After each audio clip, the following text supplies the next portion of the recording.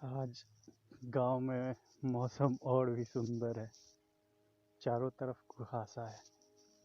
आज के वीडियो में मैं एक तो दो मुद्दे हैं। एक तो मेरे तैयारी का क्या स्ट्रेटजी रहा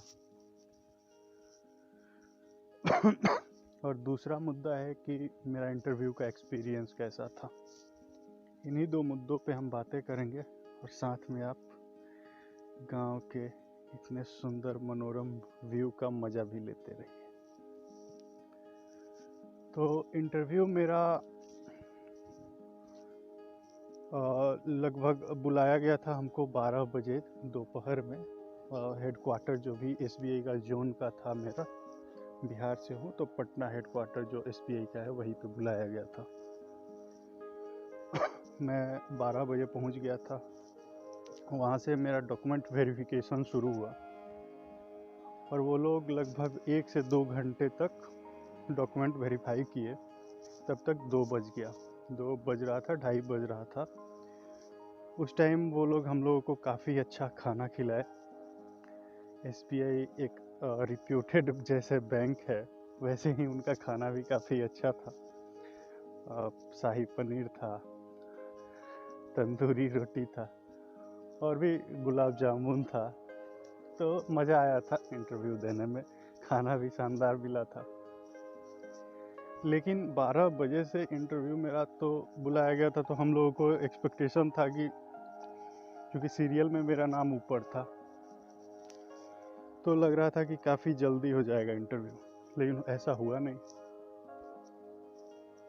6 बज गया था। 6 बज गया था इंटरव्यू शुरू होने में मेरे। अब 6 बजने के चलते 6 बजने के चलते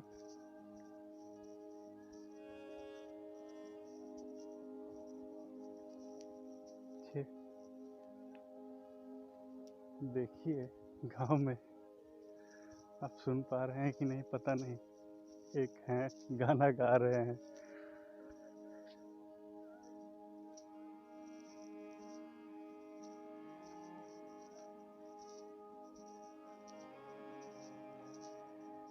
तो 6 बज गया था। आदत है नहीं, दिन में आदत सोने की थी, जिसके चलते 6 बजे तक एक तो मैं काफ़ी एग्जॉस्टेड था, मतलब हमको नींद आ रही थी।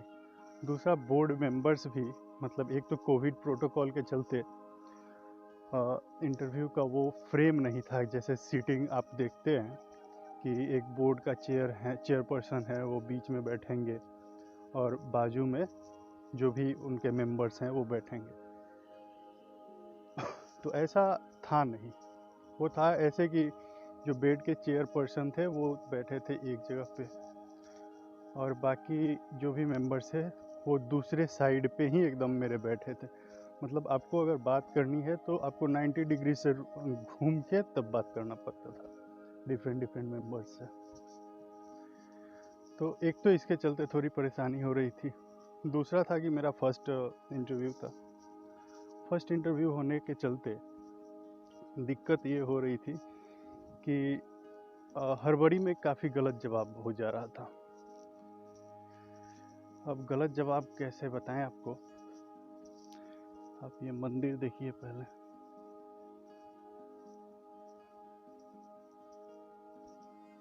गलत जवाब ऐसा नहीं है कि मैं कुछ गलत बोल रहा था, कुछ टैक्टिस है इंटरव्यू निकालने का। टैक्टिस क्या है कि आपसे जब भी पूछा जाए, मान लीजिए बहुत सारे ओपन एंडिंग क्वेश्चन पूछे जाते हैं।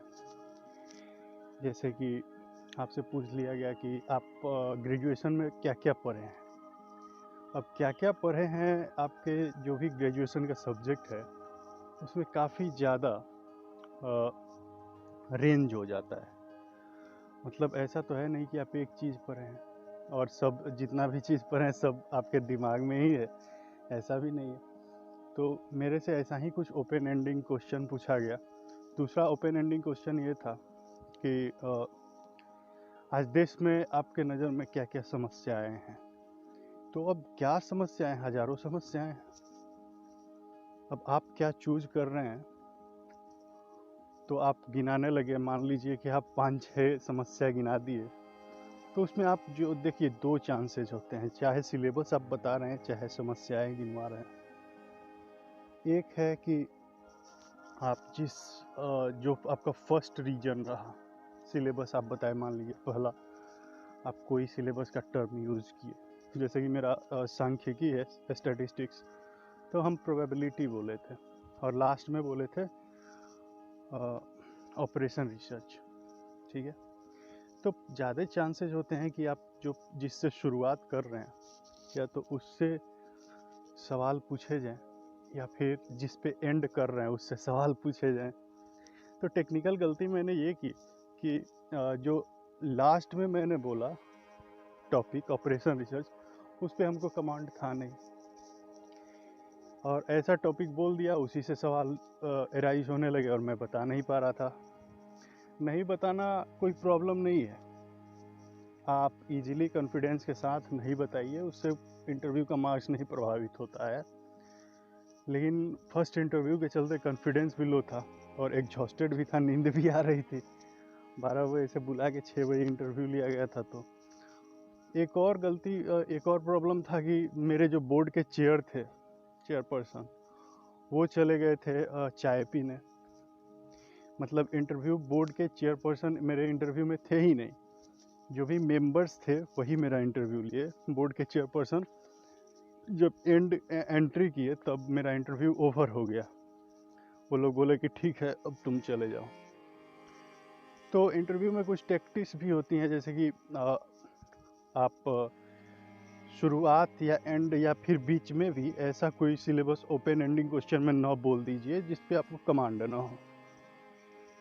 और दूसरा कि एनर्जी आपका 6 घंटे बाद भी इंटरव्यू हो तो उतना ही रहना चाहिए जितना आप गए और आपका इंटरव्यू हो गया। मतलब आपको उस दिन नियम मान के चलना है कि 8 से 9 घंटे तक पूरा एनर्जेटिक रहना है। तो यही सब कुछ टेक्निकलिटीज़ हैं। ऐसे ही टॉपिक्स पे मैं वीडियो बनाऊंगा। और एक और मेरे मन में बात है कि इस बार मेंस मेरा नहीं आया एसबीआई का। इसका 2 हमको अभी तक रीज़न समझ में आ रहा है। हालांकि मार्क्सशीट आएगा तो मार्क्स में भी ये लोग तो सब्जेक्ट वाइज बताते नहीं है एसबीआई वाले, तो पता तो चल नहीं पाएगा। हो सकता है कि क्या रीज़न रहा मेरे न होने का। लेकिन उसी में मेरा जो दिमाग लग रहा है कि एक तो जीए काफ़ी टफ था।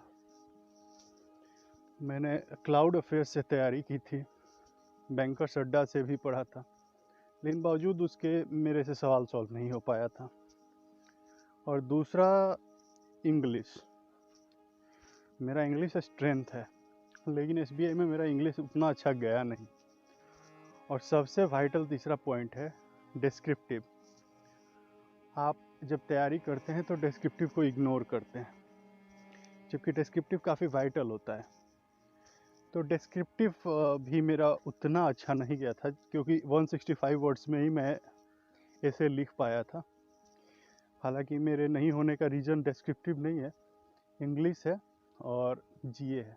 तो जीए पे मैं सोच रहा हूँ कि 2 तो काफ़ी इस्टेब्लिश्ड एक तरह से बोलिए रिसोर्स हैं, अड्डा 247 का और क्लाउड अफेयर्स का जीए। लेकिन इसके अलावा भी बहुत कुछ है पढ़ने के लिए। तो उस पर मेरा ये है कि मैं कुछ वीडियोस बनाऊं जो इन दोनों जो टॉपिक्स ये दोनों वेबसाइट नहीं कैप्चर कर पाते हैं।